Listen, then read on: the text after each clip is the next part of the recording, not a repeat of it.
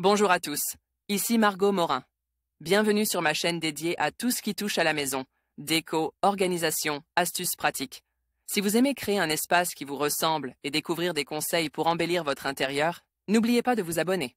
Aujourd'hui, on va explorer ensemble un nouveau sujet pour transformer votre chez vous. Prêt? C'est parti! Bonjour à tous. Dans cette vidéo, je vais vous parler des soins essentiels à apporter à vos fleurs au printemps. C'est la saison où nos jardins commencent à s'éveiller, et il est crucial de leur donner l'attention qu'ils méritent. Je vais partager avec vous quelques conseils pratiques pour bien préparer vos plantes, les nourrir et les protéger afin qu'elles épanouissent tout au long de la saison. Alors, si vous souhaitez avoir un jardin florissant, restez avec moi et découvrons ensemble comment prendre soin de vos fleurs au printemps. Avec l'arrivée du printemps, vos massifs de fleurs devraient bientôt commencer à s'épanouir. Tout va bien sûr dépendre de leur nature. Quand vient le printemps, un jardin fleuri fait le bonheur de tout un chacun. Voici quelques soins à donner à ces plantes ou arbustes qui annoncent les beaux jours. La clématite réclame-t-elle à être régulièrement taillée? Ne négligez pas cette opération. Cette plante s'épanouit au printemps et nécessite donc une taille légère juste après. Votre intervention se limitera à la suppression des branches mortes et à la réduction de celles qui ont fleuri, afin de provoquer de nouveaux départs qui porteront des fleurs l'année suivante. Il vous sera également possible d'effectuer une taille sévère, à 30 à 40 cm du sol, tous les 4 à 5 ans, après la floraison, afin de rajeunir totalement votre plante.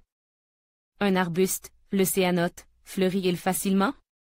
Le céanote est un arbuste facile à cultiver. Il offre une abondante floraison au printemps ou en été, selon ses variétés. Ses fleurs bleu pâle, bleu tendre, bleu vif ou bleu brillant sont regroupées en ravissantes petites grappes et apparaissent sur les rameaux d'un an.